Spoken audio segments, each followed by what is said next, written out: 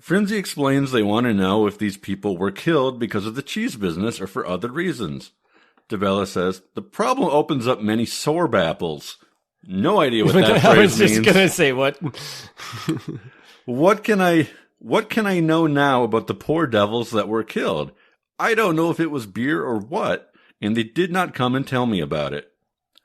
When asked about his family, Dibella said, I grew up in the cheese business. He said he also has one brother and one sister in the United States.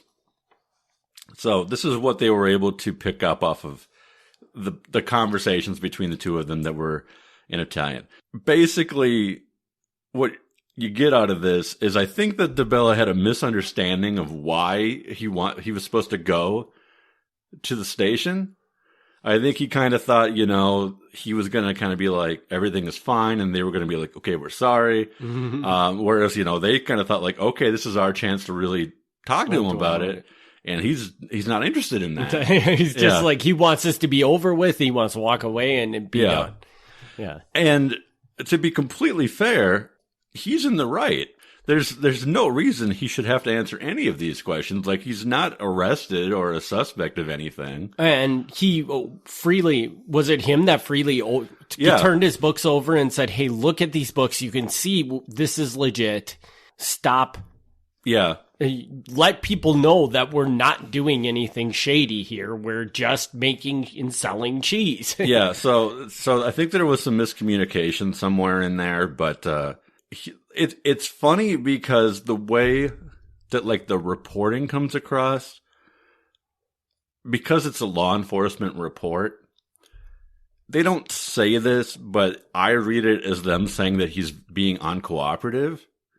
To me, like once I like step away and like think about it, I'm like, well, he's not being uncooperative. He doesn't have to talk to you. I mean, if some like district attorney or whoever walks into a business and starts asking like all kinds of business questions to the owner, like the owner doesn't have to tell them that stuff. Right. Well, and they're asking him questions about murders down in Chicago, and he's like, "Why are you at?" Well, like. Yeah. There's no reason. I gave you my books. My books did not say something about some murder that happened in Chicago. If you approach this where you're in the mindset like, oh, well, he's the bad guy, like he's being evasive. I mean, you could read it that way, but at the same time, it's like he's just like, I'm just running my business here. Yeah. He's like, I wasn't in Chicago. I don't know those guys, and he had to know something because I don't believe for a second he doesn't know who he took the business over from. That's pretty suspicious. But for the most part, it's like, probably doesn't know a lot of this stuff. Mm-hmm. So while this is going on, the FBI is also kind of doing a little bit of background work.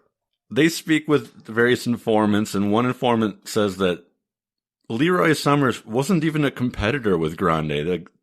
This is all blown out of proportion. The family's claims that the suicide was really a murder is just complete nonsense, which we established last time.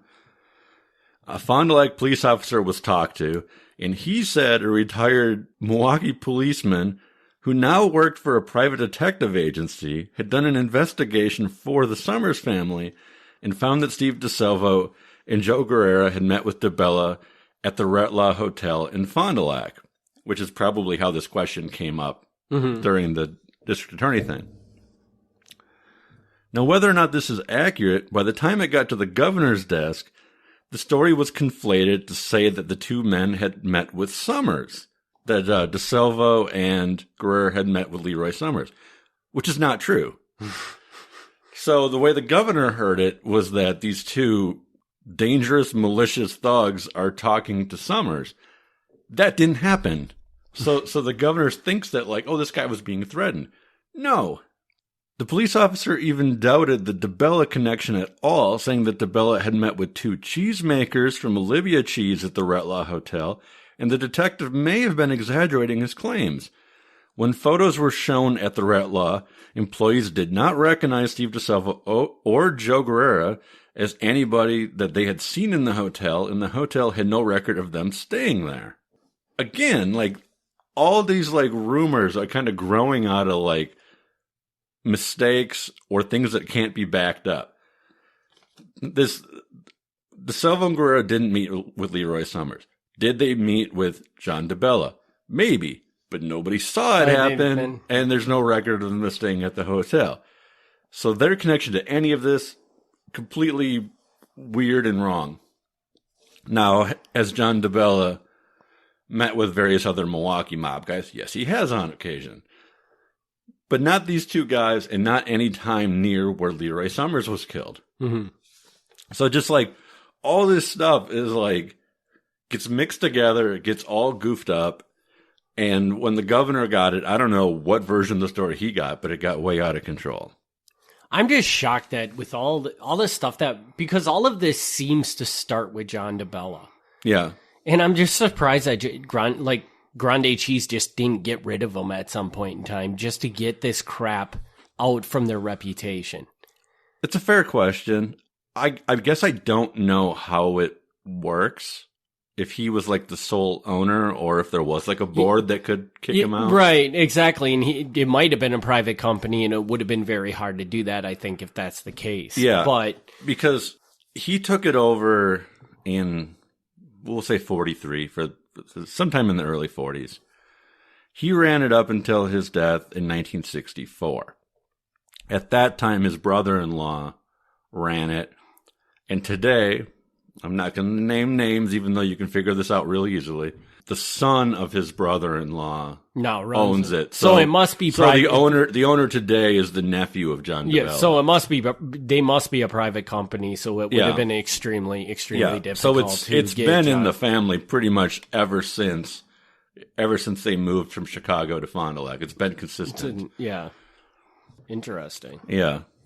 Yeah, so I mean, really that's about it. When Jon Dibella died in September 1964, so about a year after all these interrogations, the police chief in Fond du Lac made a public statement. He said, "John lived a quiet life here. He got on well and was well liked by everyone. If he was mixed up in anything, it didn't happen around here." And even though he lived most of his life in the United States, and primarily in Fond du Lac, Jon Dibella is actually buried today in Sicily. They sent him back to Sicily. Oh. It's interesting because at this point, though, this is the end of Grande Cheese. This is the end of, I mean... or do they get sorted into other things in the future? Like what? Because I would assume Jon Dibella, we're really close to Jon Dibella dying, right? You said like a year away from... It's for our purposes of the podcast, Jon Dibella will now be dead. Yeah. Okay. Yeah. So do they ever get swept into anything in the future that... Well, see, this is the weird thing. After Jon Dibella is out of the picture, the most obvious connections to crime are gone. Mm-hmm. Like, he was the one who really had all the sketchy connections. But it's funny because El Carusa, who I had mentioned as the other officer, the Grande officer who was sitting in with them at the meeting, the FBI had a file on him. Jon Dibella's brother-in-law, the FBI had a file on him. And the current owner, whose name I will not mention because he is alive, easily look it up if you want to, the FBI has a file on him. They didn't just be like, oh, well, Jon Dibella's dead. We're not interested anymore. No. They're still actively, can you say, like, if you look at the file of the current owner? I mean, is it... I can't see the file of the current owner. I know it exists because it appears in indexes of records, but I cannot see it. Okay, so we don't even know. They might have stopped any investigation on him probably. Oh, I'm sure, yeah. 20 years ago or something. No, that was, I'm sure it was decades ago. Oh. Yeah, absolutely. But the fact that they even opened one.